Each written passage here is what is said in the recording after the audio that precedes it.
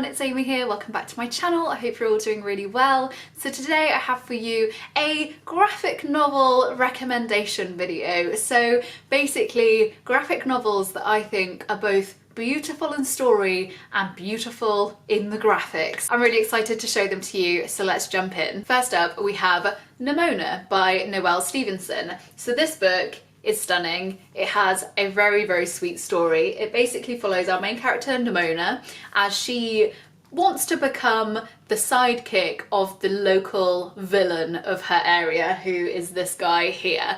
And he, at the beginning, doesn't really want her to be anywhere near him, and the banter and the funny quips that kind of go between them is just wonderful. As the book goes on, their little friendship builds and it's just really quite sweet. Here's a little close-up of the style of illustration, just so you can see. Definitely one that will make you smile. Next up we actually have a graphic memoir, and that is Honor Girl by Maggie Thrash. So this is Maggie recounting her life when she was 15. She went to a summer camp and it's a coming of age essentially. It's her exploring her sexual desires and who she may or may not fancy and all of that kind of stuff. It's beautiful, it's a really beautiful story. I remember it bringing me to tears at one point. The illustration style is a lot more simple, but I love the way it just looks like it's been coloured in straight onto the page. I love the use of colours as well, like quite muted tones. Definitely one for you if you're a fan of coming of age stories or books where people go to summer camps. It's all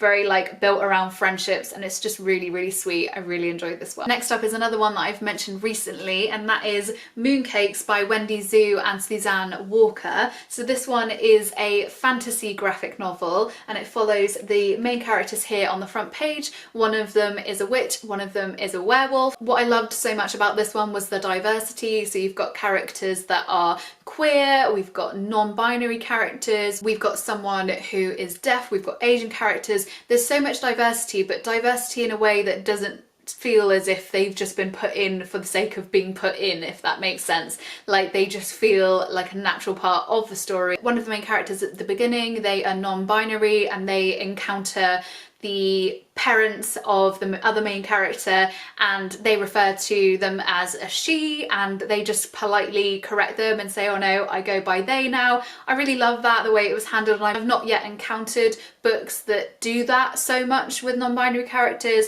and I just thought it was done really well. In terms of the illustrations, this is what it looks like inside. Again, really lovely colours. Definitely one that I know I will reread again and again in the future. Jumping back into some classics now, we have The Hobbit by J.R.R. Tolkien. So this one is an illustrated version that's been kind of adapted down, and the illustrations are by someone called David Wenzel. I am a huge lover of Tolkien, The Lord of the Rings, The Hobbit. Everything about Tolkien and what he's created just makes me very happy. I love the illustration style in this one. I think the way the characters are drawn, the faces, the bodies, everything just looks stunning. They just remind me of really old, beautiful children's books where the detail on the illustrations is really particular and really beautiful. So yes, would definitely recommend this one. The next two books are by the same author, and that is Isabel Greenberg. The first one being the Encyclopedia of Early Earth. This is quite a big book actually, can I get it in the shot? Look at those end papers, how stunning these illustrations are. What I love as well is the paper that it's printed on is like really heavy kind of matte paper, so it gives this really lovely finish to the book itself. There are very few colours used. There's blues, yellows, but mostly blacks and greys. And I just think it's absolutely stunning. This is a book of stories, of storytelling, of the world, life, love, friendships, and everything in between.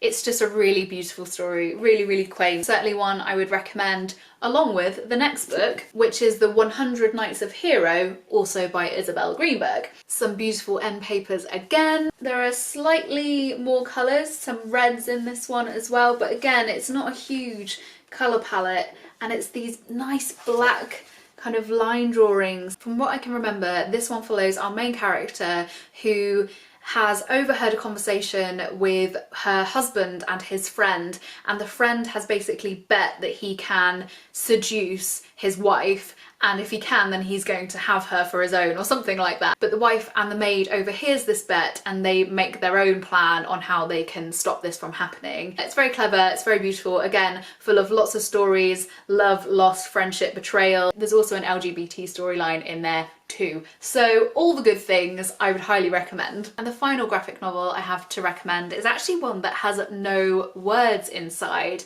and that is The Arrival by Sean Tan, another big one. Look at these end papers. A very different style of illustration again, but again, just absolutely stunning. There's no colour at all in this one. They're all kind of pictures that are black and white drawings, really, really stunning. As I said, there's no writing in this book at all, and I'm not actually even going to tell you a synopsis of this one because it's short, and I feel like it's definitely one that if you're interested you can go and read a synopsis if you want to, but actually I feel like it's better going into it not even really knowing what it's about, discovering the story, seeing all those pictures. This is one that literally brought me to tears, and there's no words in it. The pictures are just so incredibly moving.